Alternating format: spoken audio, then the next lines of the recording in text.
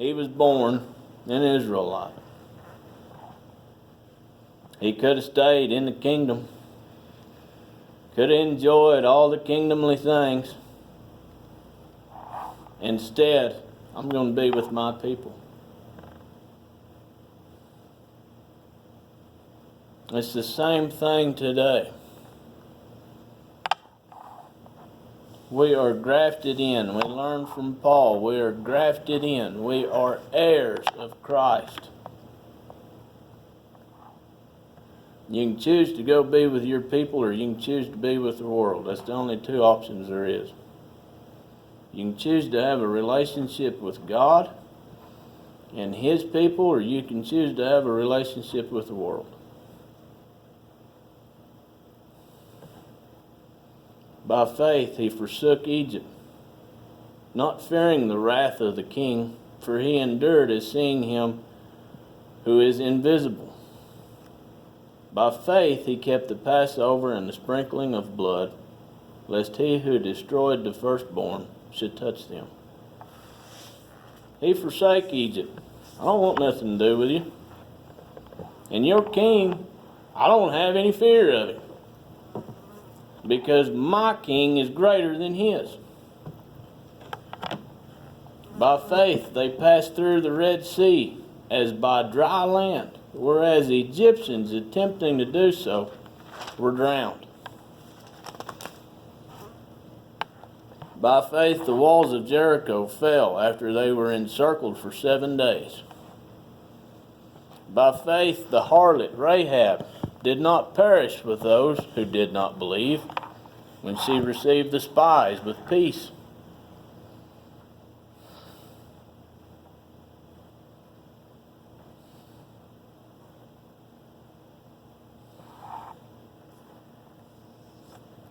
Every one of these has had something in their past. Rahab was a harlot, but she didn't perish with them. She had the faith in God, and she hid the spies when they come in.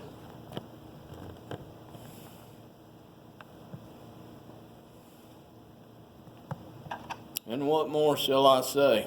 For the time would fail me to tell of Gideon and Barak and Samson and Jephthah, also of David and Samuel and the prophets, who through faith subdued kingdoms, worked righteousness, obtained promises, stopped the mouths of lions, quenched the violence of fire, escaped the edge of the sword, out of weakness were made strong, became vigilant in battle, turned to flight in the armies of aliens.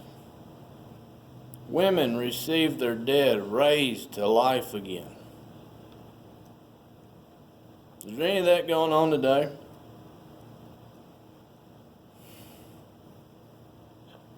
Everything these people did, Shadrach, Meshach, and Abednego, just bend the knee to me. No, you're not our king. Throws them in the fire. That is their relationship they had with God. I don't care how mad it makes you or what you do to me, because I'm more fearful of what He'll do to me. There's that respect, that relationship. David, we all know David's story. He slept with Bathsheba and had her husband killed, and then his child was taken from him, and he is still one of God's, not favorites, but most righteous. Samson. Boy, Samson broke every law he could. He couldn't touch the dead. What did he do? He found that dead lion. Wasn't supposed to be chasing women. What did he do? He chased women. Wasn't supposed to drink. He went and got drunk. Samson did everything he could to not follow the law. And look what God did for him. Samson believed in him. He began a relationship with him. And look at everything Samson did.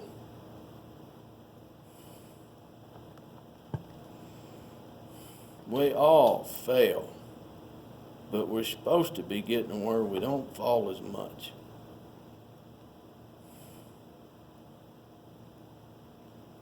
Others were tortured, not accepting deliverance, that they might obtain a better resurrection.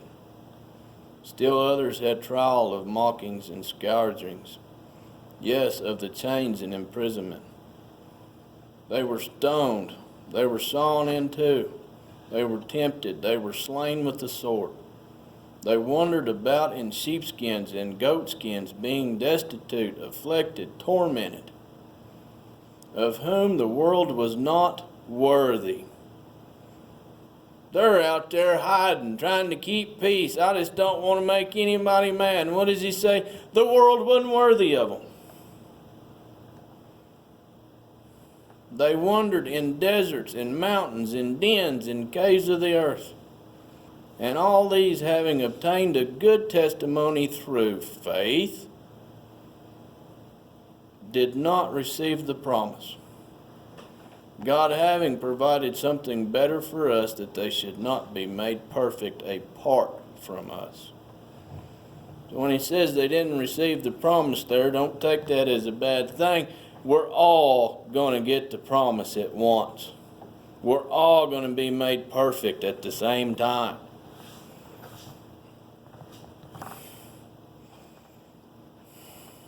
Everything that just got listed, that went through it, the world was not worthy of.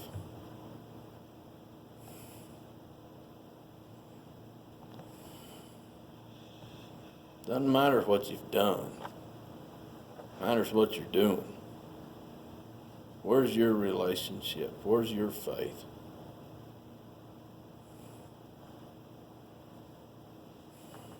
Therefore, we also, since we are surrounded by so great a cloud of witness, let us lay aside every weight and the sin which so easily ensnares us, and let us run with endurance the race that is set before us, looking unto Jesus, the author and the finisher of our faith, who for joy that was set before him endured the cross, despising the shame, and has sat down at the right hand of the throne of God.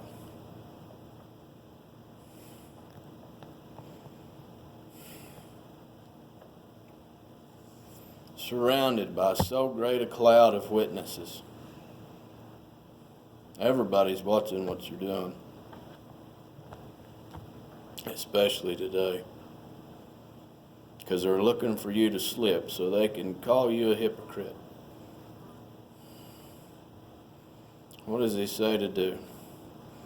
Lay aside every weight and the sin which so easily snares us, and let us run with endurance the race that is set before us.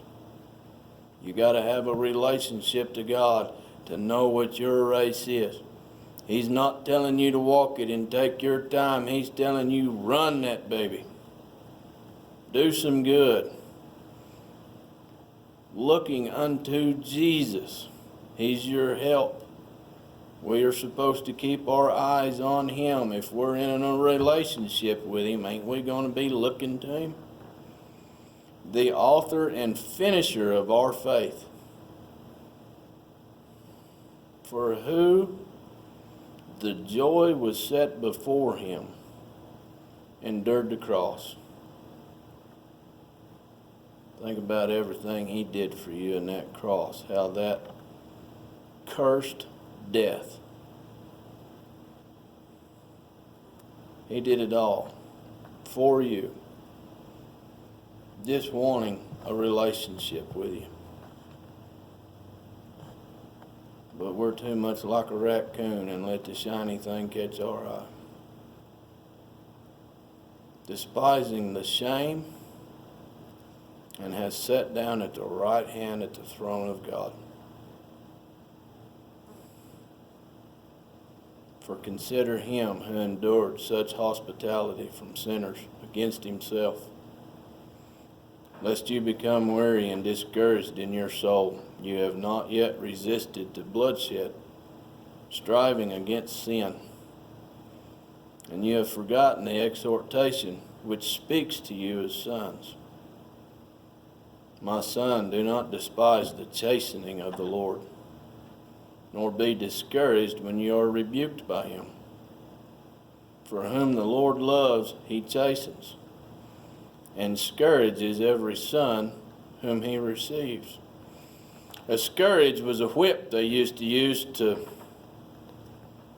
give you a spanking. God and scourges every son whom he receives. If you endure chastening, God deals with you as with sons. For what son is there whom a father does not chasten? But if you are without chastening, of which you have all become partakers, then you are an illegitimate and not sons. Furthermore, we have had human fathers who corrected us, and we paid them respect. Shall we not much more readily be in subjection to the Father of the spirits and live? For they indeed for a few days chasten us, and as seemed best to them, but he for our profit, that we may be partakers of his holiness.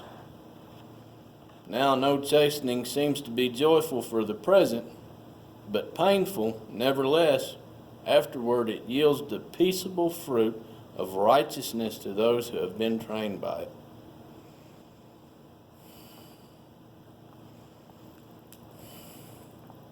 If you're not getting some chastening, you better look up at what's going on. You better look see where your relationships are at. Because they're not with God, because he quite plainly states you're an illegitimate and not a son.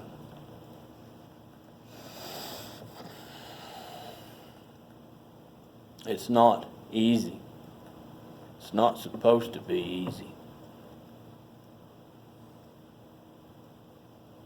We are to run this race with endurance. Run it.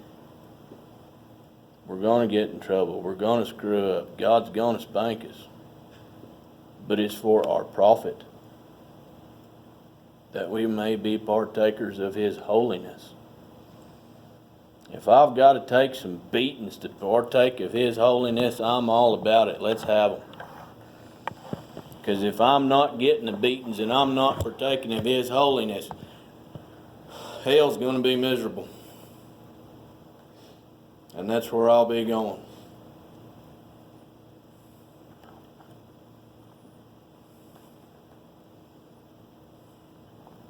Therefore strengthen the hands which hang down, and the feeble knees, and make straight the paths for your feet, so that what is lame may not be dislocated, but rather healed. Stand up in that faith. Don't let your arms drop. When you get tired, whenever you're running a race, your old arms drop, your knees get weak. You kind of start veering back and forth because you're tired. Stand up in the strength of God, in your faith with God, so that you may be healed.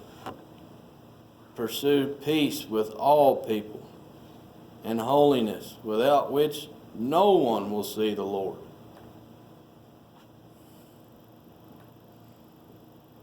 Looking carefully, lest anyone fall short of the grace of God, lest any root of bitterness springing up cause trouble, and by this many become defiled. What? Bitterness turns into defiled? Really?